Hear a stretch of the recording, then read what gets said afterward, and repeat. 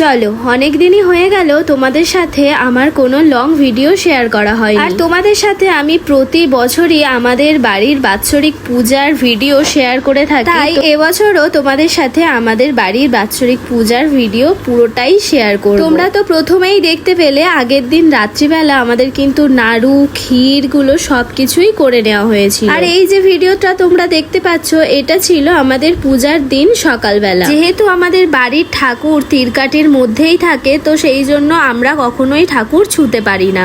কিন্তু ওই যে আগের দিন ঠাকুর মশাই সুতো কেটে দিয়ে গিয়েছিল, সেই জন্য আমি ঠাকুর ছুঁতে পেরেছি এবং ভালো করে আমি সিংহাসনটা পরিষ্কার করে নিচ্ছি। এটা কিন্তু আমার প্রতি বছরেরই কাজ, যেহেতু আমরা ঠাকুর ছুঁতে পারবো না। আর এদিকে দেখো, ভোগের কাজ কিন্তু চলছে, সবকিছু ভাজা ভুজি এদিকে হচ্ছে। আর আমি কি করি, প্রতি বছরই সিংহাসনটা আমার মনের মতো করে কিন্তু সাজাই। তোমরা দেখে বলো তো কেমন হয়েছে সাজানোটা। আমি যতটা পারি আমার নিজের মতো করে কিন্তু সাজানোর চেষ্টা করি। আর এদিকে আমি আসনগুলো সুন্দর করে পেতে দিয়েছিলাম, আর জগন্নাথ, বলরাম, সুভদ্রা, মা সরস্বতীকে কিন্তু আমি বসিয়ে দিয়েছিলাম। আর তারপরেই কিন্তু আমি রেডি হতে চলে গিয়েছিলাম। তারপরে শাড়ি পরে নিয়েছিলাম। আর প্রতি বছরই তো আমি উপোস করে থাকি, তো এবছর করব না সেটা কখনো হতে পারে? আর কিছুক্ষণ পরেই কিন্তু ঠাকুর মশাই চলে এসেছিল। আর এবারে হবে আমাদের নারায়ণের স্নান পর্ব। প্রতি বছরেই কিন্তু আমাদের নারায়ণ মা লক্ষ্মীকে আগে স্নান করানো হয়, তারপরে ভালো করে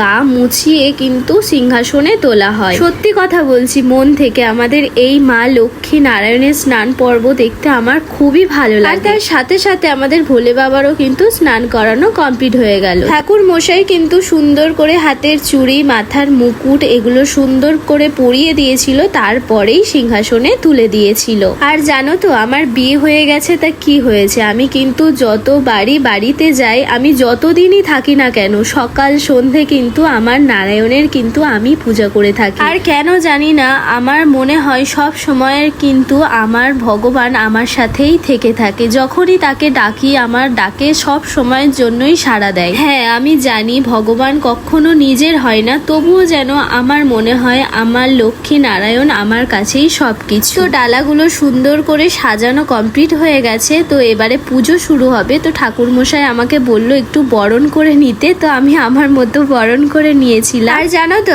আমি প্রতি বছর উপোস করে থাকি, আর আমার সাথে আমার মা উপোস করে থাকে। কিন্তু এবছর আমার বর, আমার ভাইও কিন্তু অ্যাড হয়েছে, মানে আমাদের এই বাৎসরিক পূজাতে উপোস করেছিলাম আমরা চারজন। আমাদের সংকল্প হয়ে যাওয়ার পরে ঠাকুর মশাই কিন্তু পুজোতে বসেছিল। আর তোমরা তো সবাই জানো, পুজোর শেষে কিন্তু হোম হয়, আর আমাদের শেষে হোমটাও কমপ্লিট হয়েছে। আর সব শেষে আমাদের ভগবানের আরতি দিয়েই কিন্তু শেষ হয়েছিল আমাদের বাৎসরিক পুজো। আর সন্ধেবেলায় আমাদের বাড়িতে হরিনাম হয়েছিল, তো সবাই এসেছিল। আর এই ছিল ভিডিও। তোমাদের কেমন লাগলো অবশ্যই কমেন্ট করে জানিও। তো ফিরছি নতুন আরেকটি ভিডিওর জন্য, তো ততক্ষণের জন্য সবাই ভালো থেকো, সবাইকে টাটা।